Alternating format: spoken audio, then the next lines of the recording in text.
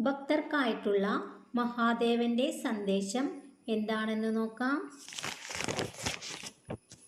പ്രിയ ഭക്തരെ, നിങ്ങളുടെ പ്രാർത്ഥനകൾ എപ്പോഴും എൻ്റെ കാതുകളിൽ മുഴങ്ങുന്നുണ്ട്.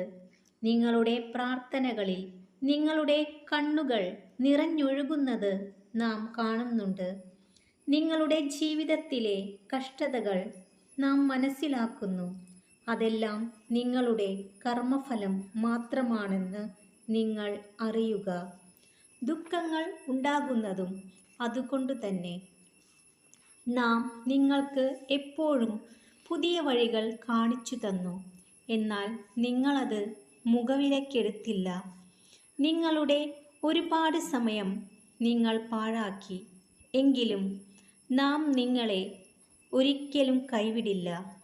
നിങ്ങൾ ഒരിക്കലും വീണു പോകാതിരിക്കുക. എപ്പോഴും വ്യക്തിത്വമുള്ളവരാവുക. ലാളിത്യം സ്വീകരിക്കുക.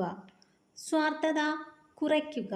നിങ്ങൾക്ക് സമാധാനം ലഭിക്കുന്നതായിരിക്കും.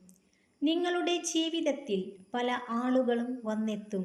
ചില ആളുകൾ നിങ്ങളോട് വിശ്വസ്തരല്ല. അവരുടെ ആഗ്രഹങ്ങൾ നിങ്ങൾ നിറവേറ്റിക്കൊടുക്കും എന്ന വിശ്വാസത്തിൽ നിങ്ങളോട് അടുക്കുന്നവരാണ് അവർ.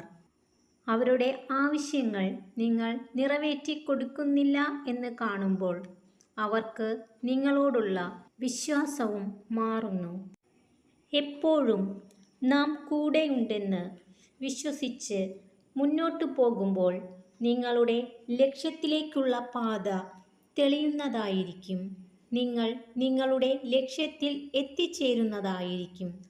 ആ സമയം നിങ്ങളുടെ കുടുംബം ഭദ്രമാവുകയും സകല സമ്പദ് സമൃദ്ധിയും നിങ്ങളിലേക്ക് പ്രവഹിക്കുന്നതുമായിരിക്കും.